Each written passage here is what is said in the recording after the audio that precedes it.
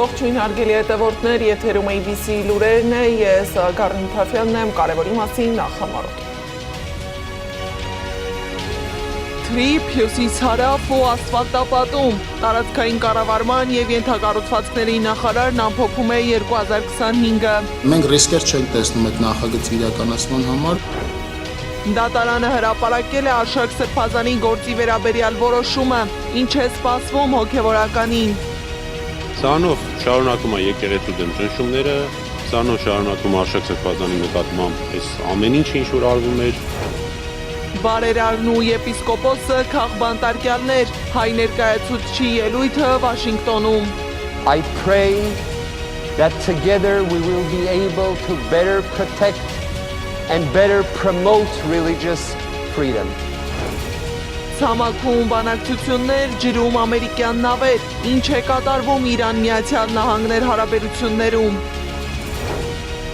Roblox-ով տարված երեխաները, ինչ խաղ է սա ու ինչ վտանգ է սպառնում երեխաներին։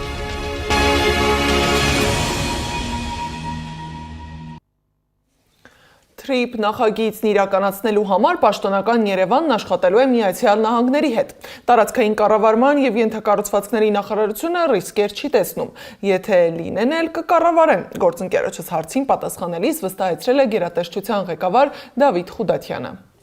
Մենք ռիսկեր չենք տեսնում այդ նախագծի իրականացման համար եւ եթե նույնիսկ որոշակի ռիսկեր լինեն, դրանք կառավարելի ռիսկեր կլինեն, այս պահին ռիսկեր չկան։ Ինչ վերաբերում է ճանապարհներին, ապա պիտի ասեմ, որ 2018 թվականի ընթացքում 18 թվականից սկսած մինչև այս պահը մենք շուրջ 5000 կիլոմետր ճանապարհ ենք կառուցել, վերակառուցել Հայաստանի Հանրապետությունում եւ այդ ճանապարհների որակական ցուցանիշները բավարար են մեզ համար։ Մասնավորապես արդեն նաև պետական լաբորատորիայի ուրեմն գործուն մասնակցությամբ այդ որակական ցուցանիշները բարելավվել են եւ դեռ կշարունակեն բարելավել։ Քաղաքացիների դժգոհությունը կարծում եմ կապված է չկառուցված ճանապարհների մասով, որտեղ Հայաստանի Հանրապետության ճանապարհային ցանցը շատ ավելի երկար է, քան իմ նշած 5000 կիլոմետրը։ Բայց ուրախությամբ կուզեմ արձանագրել, որ մենք եւ պետական համաֆինանսավորման ծրագրով եւ պետբյուջեի միջոցներով ենք աշխատանքներ իրականացում ճանապարհներին եւ հույս ունեմ եւ վստահ եմ, որ Հայաստանի քաղաքացիների համար այդ փոփոխությունները ակնհայտ են, ակնառու են, հաճելի են եւ իրենք մի բան արդեն սովորել են այդ փոփոխություններին, ինչը դրական է։ Փաշինյանը հայտարարել էր ճիշտ կլինի, որ Հայաստանի էներգետիկ համակարգը միանա նաև Թուրքիայի և Ադրբեջանի էներգետիկ համակարգերին։ Խուդատյանը վստահեցնում է, որ Հայաստանի էներգահամակարգը տեխնիկապես կարող է միացած լինել 4 հարևանի հետ, իսկ Իրանի դեպքում ինչ լուծումներ կան, հաշվի առնելով Ադրբեջանի հետ ներկա լարված վիճակը, լսենք նախարարի պատասխանը։ Մտահոգություն չունենք Իրանի Իսլամական Հանրապետության հետ կապված, ավելին էներգետիկ ոլորտում ունենք հրաշալի համագործակցություն, նախորդ տարվա ընթացքում ամբողջ 12 ամսվա ընթացքում մենք կայուն էլեկտրաէներգիա ենք մատակարարել Իրան եւ այնտեղից ստացել ենք գազ։ Ապրիլից մեծ է հավանականությունը, որ հայկական ատոմակայանը 5 ամսով դուրս կգա էներգահամակարգից, որը երկարաժամկետ է, բայց ոչ անսովոր, ասել է նախարարն ու հավելել, որ պլանավորված երկարաժամկետ է։ Գերատեսչությունը վստահեցրել է, որ մեր էներգետիկ համակարգում խնդիրներ եւ պրոբլեմներ չեն առաջանա։ Արշակ Սրբազանը եւս 2 ամիս կմնա կալանքի տակ։ Առաջինատյանի դատարանը Կարեն Ֆարխոյանի նախագահությամբ գրեթե 5 ժամ քննելուց հետո որոշել է երկարաձգել Մայրաթորի դիվանապետ Արշակ arczepiskopos Խաչատրյանի կալանքը։ Սրանով շարունակում է եկեղեցու դեմ ճնշումները, սրանով շարունակում Արշակ Սրբազանի նկատմամբ այս ամեն ինչ ինչ որ արվում էր շատ վաղուց սկսված, այս ամեն ինչն է։ Սահմանափակվեց բնականաբար տեսակցությունները, միայն ուրախալի բան ունեմ ասելու, որի միջնորդությունը քրոջ երեխաներին տեսակցելու մասով բավարարվեց։ Միայն քրոջ երեխաները կարողանան այցելել։ Բաբայանի խոսքով քննիչը հավաստիացրել է, որ Սրբազանի գործի վերաբերյալ իրեղեն ապացույց թմրանյութի գլանակը չի անհետացել։ Հիշեցնեմ, դեկտեմբերին ձերբակալված Արշակ Սրբազանին ազգային անվտանգության ծառայությունը կալանավորել էր քննչական կոմիտեում հարցաքննությունից հետո։ Նրան մեղադրում են Նոր Հայաստան, Նոր Հայրապետ շարժման ակցիայի մասնակիցներից մեկի պայուսակի մեջ իբր թմրամիջոց գցելու հրահանգ տալու համար։ Ազգային բարերարն ու եպիսկոպոսը քաղբանտարկյալներ։ Ամենամյա միջազգային կրոնական ազատության գագաթնաժողովին ելույթ է ունեցել փաստաբան Արամ Վարդևանյանը։ Նա Վաշինգտոնում խոսել է իշխանության սկսած հակաեկեղեցական արշավի ու եկեղեցականների դեմ բռնաճնշումների մասին։ Անցյալ գարնանից սկսած Հայաստանի կառավարության առաջատար դեմքերը գործադիր իշխանությունից պահանջել են ամենայն հայոց կաթողիկոսի հրաժարականը։ Սա նույնն է, ինչ եթե կաթոլիկ երկրի առաջնորդը պահանջեր Հռոմի պապի հրաժարականը, ասել է փաստաբանը։ I would like to add Առաքելական եկեղեցու 4 եպիսկոպոսներ շարունակում են կալանավորված մնալ։ Մեր առաքելական եկեղեցու 6 սրբազանների մեղադրանք է ներկայացվել սահմանափակելով ազատ տեղաշարժը։ Անցյալ հունիսին ձերբակալվեց եւ կալանավորվեց նաեւ առաքելական եկեղեցու ամենախոշոր դոնորը Սամվել Կարապետյանը։ Հայաստանի կառավարությունն իր ուժը զենք է դարձրել մեր եկեղեցու դեմ։ Նախնական կալանքը վերածվել է պատժի, ինչն անընդունելի է։ Մեր ազգային բարերարը եւ սուրբ առաջնորդները դարձել են քաղբանտարկյալներ մեր իսկ երկրում։ Մինչ Հայաստանի խնդիրների մասին խոսում են միջազգային ամբիոններում, Նիկոլ Փաշինյանն ու Իլհամ Ալիևը վաղը Աբու Դաբիում կստանան Զայեդ մարդկային եղբայրության մրցանակը։ Փաշինյանի այցի մասին լուրը հաստատել է նրա մամուլի քարտուղարը, իսկ Ալիևի մասնակցության մասին գրում են ադրբեջանական լրատվամիջոցները։ Մինչ Նիկոլ Փաշինյանը մեկնում է Աբու Դաբի, դեռ չկնքված հայ-ադրբեջանական խաղաղության համար մրցանակ ստանալու, տարածաշրջանում ձևավորվում է մեկ այլ կարևոր քաղաքական օրակարգ։ Առաջիկա օրերին Հայաստան է գալու Միացյալ Նահանգների փոխնախագահ Ջեյ Դի Վենսը, որի այցը ըստ ամերիկյան կողմի նպատակ ունի Հարավային Կովկասում առաջ մղել Թրամփի վարչակազմի խաղաղության եւ բարգավաճման օրակարգը։ Այցին անդրադարձել է միջազգայնագետ Սուրեն Սարգսյանը։ Հարկ է նշել, որ այդ առավելությունը ձեռք է բերվում նաև տարածաշրջանի ամենաթույլ օղակի շահերի հաշվին, ինչը ռեալ պոլիտիկի դառը, սակայն իրական դրսևորում է։ Այդուհանդերձ սա չեմ դիտարկում որպես միայն Թրամփի վարչակազմի հաղթանակ, քանի որ նման սցենարների մշակումներ բնորոշ են եղել Ամերիկայի Միացյալ Նահանգների բոլոր վարչակազմներին, սկսած 1991 թվականից եւ դրանք փուլ առ փուլ կյանքի են կոչվել։ Իմ գնահատմամբ Թրիփը այս փուլում դեռևս Ամերիկայի Միացյալ Նահանգներին ապահովում է բիզնես ներկայություն Հարավային Կովկասում, սակայն այն ունի ներուժ բիզնես ներկայությունը վերածելու ամերիկյան ռազմավարական ներկայության, մի բան, որը երբևէ գոյություն չի ունեցել։ Իդեպ Իրանի նկատմամբ հարված չկիրառելու հարցում դեր է խաղացել նաև այն հանգամանքը, որ նման քայլը կարող էր բացասական ազդեցություն ունենալ Թրիփի կյանքի կոչման կամ դրա ժամկետների վրա։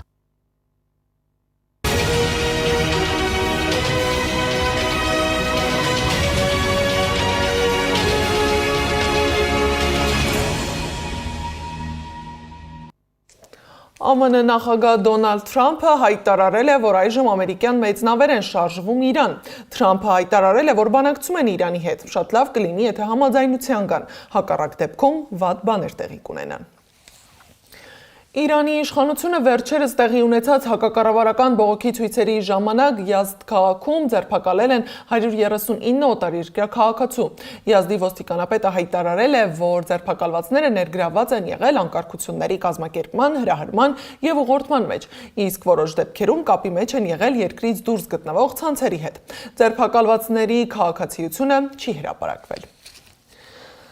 Սեռական շահագործման ու մանկապղծության համար մեղադրված ու դատապարտված ամերիկացի ֆինանսիստ Ջեֆրի Էփշտեյնի գործի վերաբերյալ հրապարակված փաստաթղթերի նոր խմբականակում ներառված են էլեկտրոնային փոստի փոխանակումներ եւ ավելի քան 2000 տեսանյութ եւ 180,000 լուսանկար։ Հիշեցնեմ, որ Էփշտեյնի գործի վերաբերյալ ԱՄՆ արդարադատության նախարարությունն անցյալ ուրբաթ հրապարակել էր նոր փաստաթղթեր, որոնք կազմում են ավելի քան 3 միլիոն էջ։ Հրապարակված նյութերի մեջ հիշատակված են մի քանի քաղաքական ու հանրային գործիչներ, այդ թվում ԱՄՆ նախկին նախագահ Բիլ Քլինթոնը եւ Մեծ Բրիտանիայի նախկին արքայազն Էնդրյուն։ Միջազգային լուրերը ռեպորտաժում։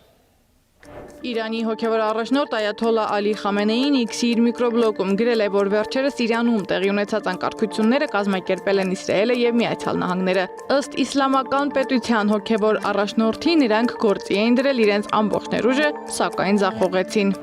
Իրանի նախագահ Մասուդ Փեզեշքյանը կարգադրել է միջուկային բանակցություններ սկսել Միացյալ Նահանգների հետ։ Ըստ իրանական լրատվամիջոցների, երկու երկրների միջև առաջիկա օրերին բանակցություններ սկսելու հնարավորության մասին պնդումները հաստատել են Իրանի արտաքին գործերի նախարարության աղբյուրները։ Թեհրանում գտնվող Եվրամիության բոլոր դեսպանները կանչվել են Իրանի արտաքին գործերի նախարարություն։ Ճեպազրույցի ժամանակ հայտարարել է Իրանի արտաքին գործերի նախարարության խոսնակ Էսմայիլ Բաղային։ Նա նշել է, որ Եվրամիության կողմից իսլամական հեղափոխության Միության Պահապանների կորպուսը ահաբեկչական կազմակերպություն ճանաչել ունի պատասխան, եվրոպացի դեսպաններին ԱԳՆ կանչել է նվազագույն քայլն է եւ որ այդ ուղղությամբ միջոցառումներ կձեռնարկվեն։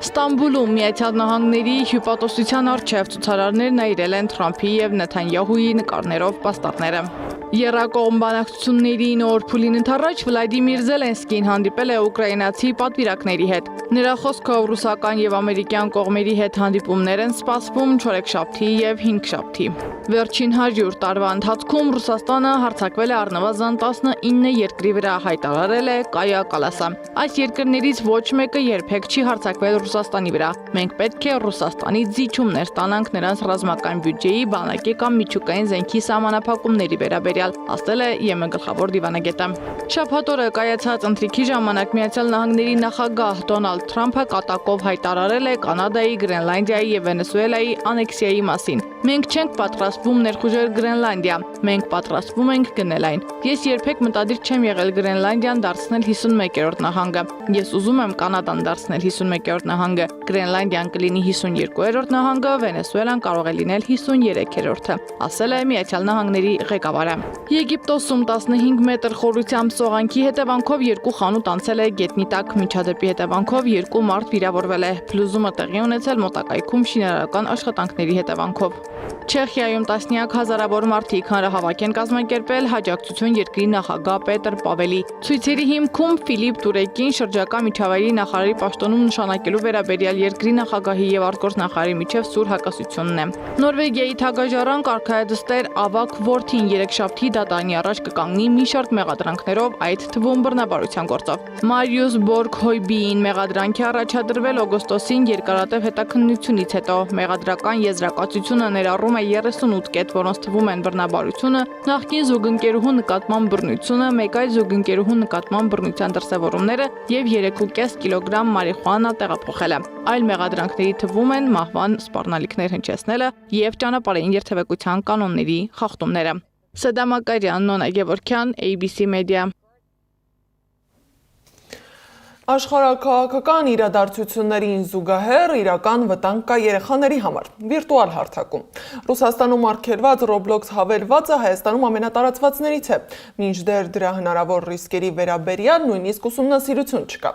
Ինչ վտանգներ են թաքնված այս հավելվածի օնլայն խաղերում եւ ինչ խնդիրների հետ են բախվում ծնողները, Սեդակ Յուրեղյանն է պարզել։ Ռուսաստանում Roblox-ի արգելափակումից հետո Վլադիմիր Պուտինը 63000 նամակ ստացավ մեկ շաբաթում։ Նամակները գրել էին 8-ից 16 տարեկան երեխաներ։ LGBT պրոպագանդայի, ռիսկային բովանդակության մեղադրանքներով Roblox-ը Ռուսաստանում դեռ անհասանելի է, իսկ Հայաստանում այն 4-րդ ամենաներբեռնված հավելվածն է եւ անգամ միասնական ուսումնասիրություն չկա հավելվածի վտանգների մասին։ Հայաստանի խնդիրներից մեկը նա որ ոչ մի հետազոտություն չկա։ Այսինքն մենք չգիտենք ինչա կատարվում մեր երեխեքի հետ։ Եվ այն բոլոր մտահոգությունները հիմնված են ինչ-որ լեգենդների վրա, եւ կարող է խնդիրներ, որոնց մասին մենք չգիտենք, իսկ այն խնդիրները, որը մենք քննարկում ենք, ուղղակի Հայաստանում գոյություն չունեն։ Նազելիի որդին բազմաթիվ երեխաների նման խաղային կախվածություն ունի։ Առողջական խնդիրը վերահսկելու համար ծնողները նրան պլանշետ են տվել։ Արդյունքում տղան հայտնվել է օնլայն խաղերի թագարթում։ Ագրեսիվ է դարձել, ախորժակի կորուստ, ուշադրության կենտրոնացման, ինքնասպասարկման խնդիրներ ունի։ Փորձում են հաղթահարել տարբեր միջոցներով։ Խմբակներ, դասեր, քայլել, զբոսանք, ինչը որ հնարավոր է, ամեն ինչ, որպեսզի իրանք չներգրավեն խաղերի մեջ։ Երբ որ սկզբից սկսում էինք այդ ամեն ինչը, երեխային ոչինչ չէր հետաքրքրում։ Այսինքն այդ խաղերը իրանք թմրանյութի նման հավասար բաներ են, որ երեխան կարա գիշերը քնած ժամանակ վատ երազներ տեսնա, երազներից քունը խանգարվի, ցերեկը դու ժամերով տանջվես խաղերի պատճառով ախորժակի կորուստել է նույնիսկ լինում։ Հունվարի 29-ին Մխիթար Հայրապետյանի գրառումից հետո ծնողներ, մանկավարժներ հյուրընկալվեցին բարձր տեխնոլոգիական արդյունաբերության նախարարությունում քննարկելու Roblox-ի, Brawl Stars-ի, PUBG-ի եւ օնլայն այլ խաղերի վերաբերյալ մտահոգություններն ու լսելու նախարարի առաջարկները։